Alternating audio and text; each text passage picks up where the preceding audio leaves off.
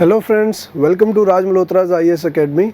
So friends, in today's 4 p.m. series, we are going to discuss about this monetary policy and its effects on Indian economy.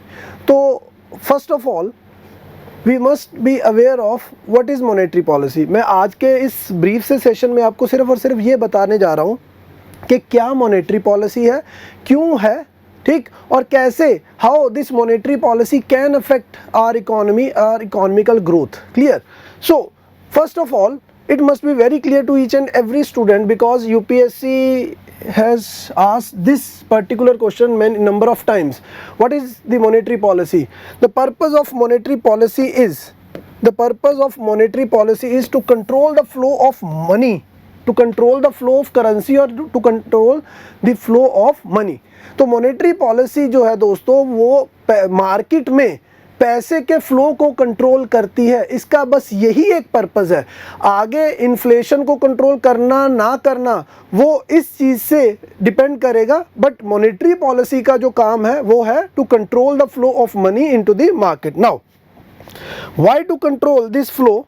अब अगर बात की जाए how this control of money supply in the market can affect our Indian economy.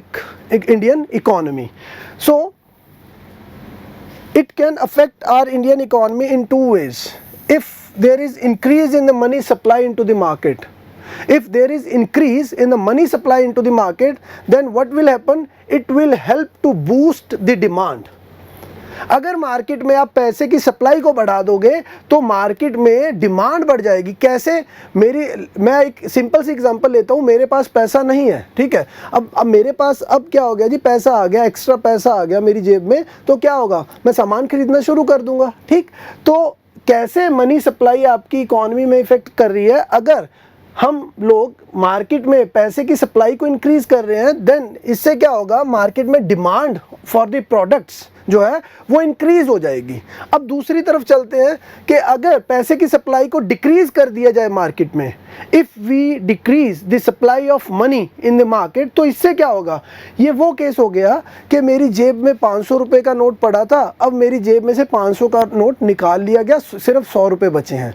Decrease in the money supply in the market ना, 500 की जगह मेरे पास 100 बचे हैं. तो पहले जब मैंने 500 रुपये के मेरे प्रोडक्ट्स की डिमांड थी, अब सिर्फ रह जाएगी 100 रुपये के प्रोडक्ट्स की. मतलब क्या हो गया, इससे क्या हो जाएगा, डिमांड जो है मेरी वो कम हो जाएगी. तो मनी जो है वो आपकी मार्केट में डिमांड एंड सप्लाई को इफेक्ट करती है. अब क्यों ये डिमांड एंड सप्लाई है, क्या इसका इफेक्ट क्या है आगे, ये तो हो गया सिर्फ और सिर्फ कि पैसे कैसे demand and supply. Now why to interfere in the demand of the market? Demand जो है, हम कह रहे हैं ना कि पैसे को बढ़ा दो, कम कर दो, तो ये मार्केट में डिमांड को इंक्रीज डिक्रीज कर सकता है. क्यों बढ़ा दो पैसे को, डिमांड के साथ इंटरफेयर करना ही क्यों है? ठीक, तो दोस्तों दो सिचुएशंस होती हैं. एक होती है when demand is greater than supply and second situation is when demand is less than supply. ठीक, if this is the situation in the market when demand is higher than the supply, what will happen? It will lead to the inflation, it will lead to price rise. अगर market में demand ज़्यादा है as compare to supply, तो क्या हो जाएगा, आपका price rise हो जाएगा. ठीक है, अब उस प्राइस राइज को क्या कहते हैं हम लोग, इन्फ्लेशन कहते हैं दोस्तों. ठीक है, उस प्राइस राइज को क्या कहते हैं, इन्फ्लेशन. अब दूसरा केस, अगर ये वाला केस हो कि मार्केट में प्रोडक्ट तो 4 पड़े हैं बट उनकी डिमांड सिर्फ एक ही है, ठीक, तो दुकानदार क्या चाहता है कि यार उसके चारों प्रोडक्ट्स बिक जाएं, वो उसका प्राइस थोड़ा सा कम कर देता है. ठीक, when this is the situation of the market, तो इसमें क्या होगा, डिफ्लेशन, प्राइस जो है वो क्रैश कर जाएंगे, नीचे आ जाएंगे. अब दोस्तों इन्फ्लेशन एंड डिफ्लेशन, ये दोनों ही सिचुएशंस ऐसी हैं जो मार्केट के लिए अच्छी नहीं है, इकोनॉमी के लिए. बहुत ज़्यादा इन्फ्लेशन वो भी अच्छी नहीं है, और डिफ्लेशन, बहुत ज़्यादा डिफ्लेशन, बहुत ज़्यादा प्राइस टूट ही जाए मार्केट में, वो भी अच्छी बात नहीं है. क्यों? अगर प्राइस टूटते हैं, 100 रुपए वाली चीज़ 10 रुपए में बिकनी शुरू हो जाती है, तो क्या होगा, जो प्रोड्यूसर है, जो उस प्रोडक्ट को बना रहा है, उसको लॉस हो जाएगा सारा का सारा, ठीक है। और अगर प्राइसेस बहुत ज़्यादा बढ़ जाते हैं तो भी क्या होगा, जो गरीब पर्सन है वो सर्वाइव नहीं कर पाएगा। तो इसीलिए हमारी जो डिमांड है वो डायरेक्टली मार्केट में इन्फ्लेशन एंड डिफ्लेशन के साथ लिंक्ड है, और पैसे की जो सप्लाई है वो डिमांड के साथ लिंक होगी, ठीक। तो अब दोनों का इफेक्ट क्या है, this will impact the overall economy. जैसे कि मैंने आपको बताया कि ओवरऑल पूरी की पूरी इकोनॉमी किस चीज़ के ऊपर चलती है दोस्तों, डिमांड और सप्लाई के ऊपर ही तो चलती है मार्केट, ठीक है। आपकी डिमांड है तो पीछे से सप्लाई है, अगर आपकी डिमांड ही नहीं है तो पीछे से सप्लायर सप्लाई क्यों करेगा, बनाएगा क्यों कोई प्रोडक्ट, ठीक। तो ओवरऑल आपकी इकोनॉमी जो है इससे अफेक्ट होगी। नाउ अब हम मॉनेटरी पॉलिसी की बात करते हैं दोस्तों। तो मॉनेटरी पॉलिसी जो है, ठीक, अभी यहाँ पे मैं आपको बहुत ये ब्रॉडली तो नहीं बताऊंगा कि क्या कुछ है, जस्ट जैसे मैंने कहा आपको ब्रीफ मॉनेटरी पॉलिसी। तो अब एक चीज़ क्लियर होगी कि जो मॉनेटरी पॉलिसी है उससे पैसे की सप्लाई को कंट्रोल किया जा सकता है, और पैसे की सप्लाई को कंट्रोल करना ज़रूरी क्यों है, डिमांड को कंट्रोल करने के लिए। और डिमांड को कंट्रोल करना ज़रूरी क्यों है, मार्केट में इन्फ्लेशन एंड डिफ्लेशन को कंट्रोल करने के लिए। तो कहने का मतलब हो गया कि आपकी मॉनेटरी पॉलिसी जो है वो सब मार्केट में ये कंट्रोल कर सकती है। अब किस तरीके से मॉनेटरी पॉलिसी में से किस तरीके से पैसे के फ्लो को कम ज़्यादा किया जा सकता है, उसके लिए दो तरीके के टूल्स होते हैं दोस्तों, एक होते हैं क्वालिटेटिव, दूसरे होते हैं क्वांटिटेटिव, ठीक। अब क्वांटिटेटिव क्वालिटेटिव टूल्स जो होते हैं, रेपो रेट आप सभी ने सुना होगा। रेपो रेट एक वो रेट होता है, ये एक इंटरेस्ट रेट है। रेपो रेट क्या है, इंटरेस्ट रेट। इंटरेस्ट रेट कौन सा, जो आरबीआई चार्ज करता है फ्रॉम बैंक्स, ठीक है। अगर बैंक को पैसे की ज़रूरत है फॉर शॉर्ट टर्म, तो बैंक ना जो है वो आरबीआई से पैसा उधार लेते हैं, ठीक है। और आरबीआई से पैसा उधार लेते हैं तो आरबीआई उनसे इंटरेस्ट रेट चार्ज करता है, ठीक। तो ये जितने भी आपके क्वांटिटेटिव एंड क्वालिटेटिव टूल्स हैं मॉनेटरी पॉलिसी के, इनका डायरेक्ट इफेक्ट होता क्या है, they effect the interest rate in market, ठीक है। इनका एक ही काम है, जितने भी ये टूल्स हैं ये मार्केट में जो इंटरेस्ट रेट चल रहे हैं उनको ऊपर नीचे करते हैं, ठीक।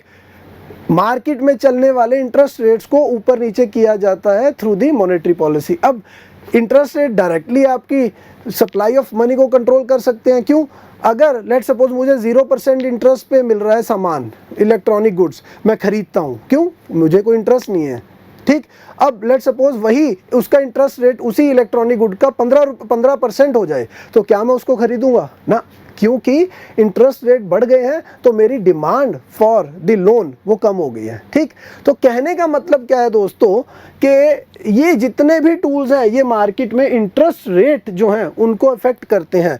और इंटरेस्ट रेट का सिनेरियो क्या है दोस्तों, इंटरेस्ट रेट, अगर इंटरेस्ट रेट हाई है तो आपकी मार्केट में डिमांड जो है लो होगी, और अगर इंटरेस्ट रेट कम है तो आपकी मार्केट में जो डिमांड है वो ज़्यादा होगी, ठीक है। ये एक रिलेशन होगा, बनेगा, आप अपने ऊपर भी इंप्लीमेंट करके देखिएगा, ये वाला एक सिंपल सा रिलेशन बन के सामने आता है, ठीक।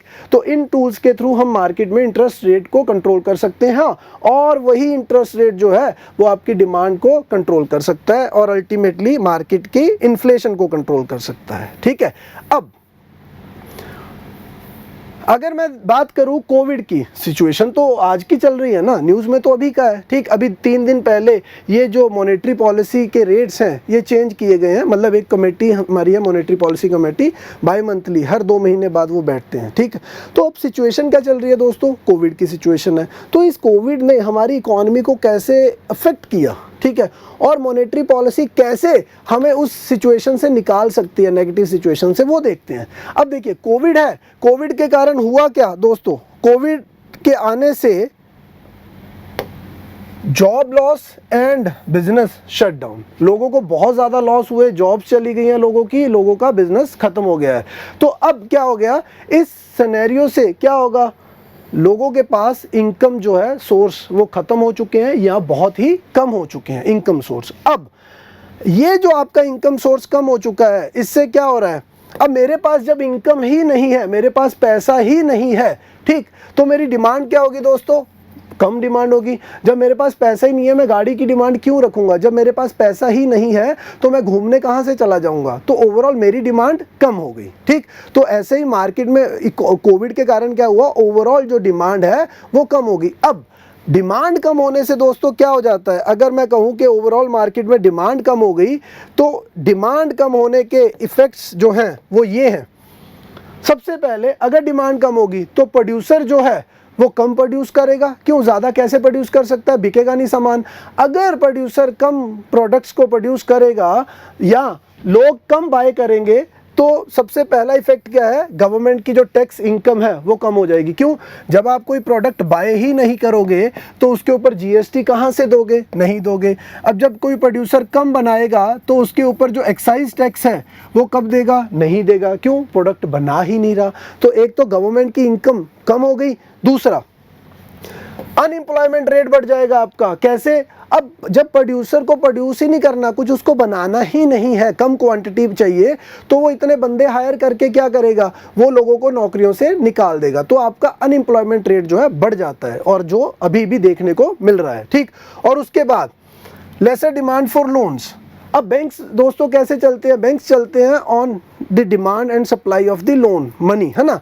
बैंक को अर्निंग कहाँ से है, बैंक किसी को लोन देता है तो वही तो उसकी अर्निंग का सोर्स है। अदरवाइज तो आपके पैसा जो आपने अपने सेविंग अकाउंट में पैसा रखा है उसके ऊपर तो बैंक जो है अपनी जेब से आपको इंटरेस्ट पे कर रहा है, तो वो पैसा आगे घुमाता है, वहाँ से जो इंटरेस्ट ज़्यादा वो लेता है उसी इंटरेस्ट से वो आपको भी पैसा पे करता है। बट जब सामने वाला कोई है ही नहीं लोन लेने के लिए तो क्या होगा, बैंक्स के लिए भी लॉस है। ठीक, और ओवरऑल क्या होगा, इससे आपकी जीडीपी की जो ग्रोथ रेट है वो नीचे जाएगा।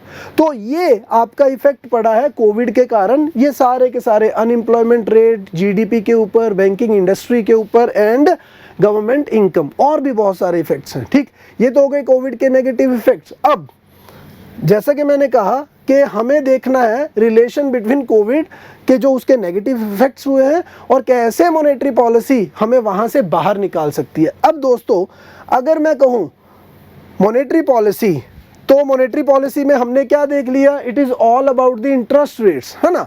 It is all about the interest rates in the market. अब मोर मनी, अगर जैसा कि मैंने आपको बताया था, अगर मार्केट में पैसे ज़्यादा है तो क्या होगा, मेरी जेब में पैसा ज़्यादा है, मेरी डिमांड क्या होगी, ज़्यादा होगी। ठीक है, तो और पैसा ज़्यादा हो, सस्ता भी हो। ऐसा नहीं है कि भाई पैसा तो है बट पैसा मतलब पीछे से इंटरेस्ट में पे उठा के मैं पैसा यूज़ कर रहा हूँ ना, इंटरेस्ट पे भी मैं तभी उठाऊँगा ना जब मुझे सस्ता इंटरेस्ट मिलेगा। तो दोस्तों कहने का मतलब, अगर मुझे इस सिचुएशन से बाहर निकलना है तो मुझे मार्केट की डिमांड बढ़ानी पड़ेगी, लोगों की डिमांड बढ़ानी पड़ेगी, ताकि लोग नए नए प्रोडक्ट्स खरीदें, और प्रोडक्ट्स खरीदेंगे तो पीछे से रॉ मटेरियल भी, सप्लायर को भी पैसा मिलेगा, लोगों की एम्प्लॉयमेंट भी होगी, और पूरा का पूरा जो सर्कल है वो घूमेगा। ठीक, तो कैसे, मोर मनी, अगर पैसा ज़्यादा होगा तो उससे क्या होगा दोस्तों, पैसा ज़्यादा होने से डिमांड बढ़ जाएगी। और अब पैसा कैसे ज़्यादा हो सकता है, अगर हम मार्केट में इंटरेस्ट रेट को रिड्यूस कर दें। ठीक, मैंने बताया था ना कि इंटरेस्ट रेट जो है, अगर आपका इंटरेस्ट कम है तो आपकी डिमांड जो है वो ज़्यादा होगी।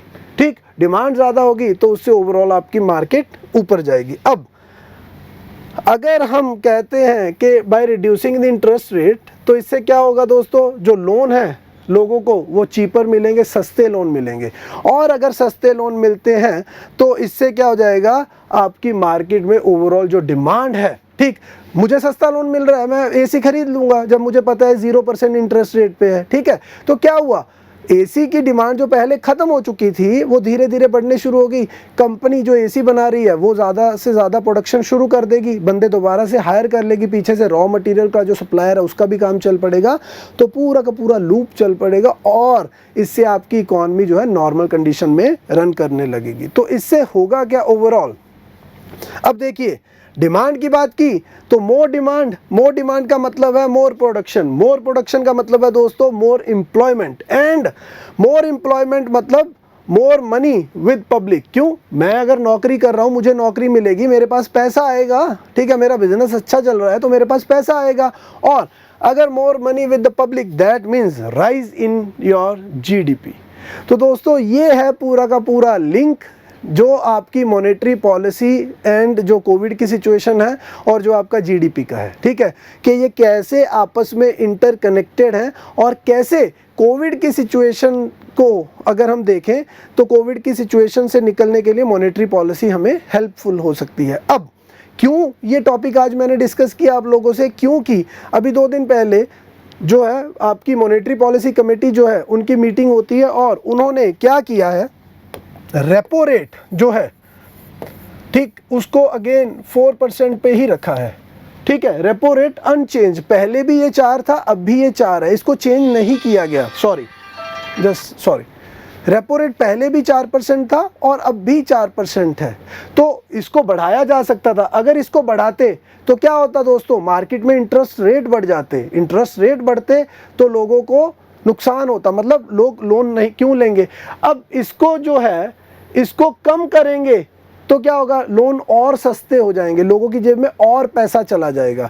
तो आरबीआई ने देखा कि अभी जो इन्फ्लेशन रेट है वो कंट्रोल में भी चल रहा है और जितना पैसा मार्केट में जाना चाहिए उतना जा रहा है, ठीक है, हमें और ज़्यादा पैसा इन्फ्यूज़ करने की ज़रूरत अभी नहीं लग रही। तो इसीलिए आरबीआई ने अपनी मॉनेटरी पॉलिसी जो इस बार की थी उसमें रेपो रेट को अनचेंज रखा है, ठीक। So this is all about the monetary policy, how monetary policy is linked with your economical growth and how the interest rates in the market can affect the demand and supply of the products in the market, ठीक।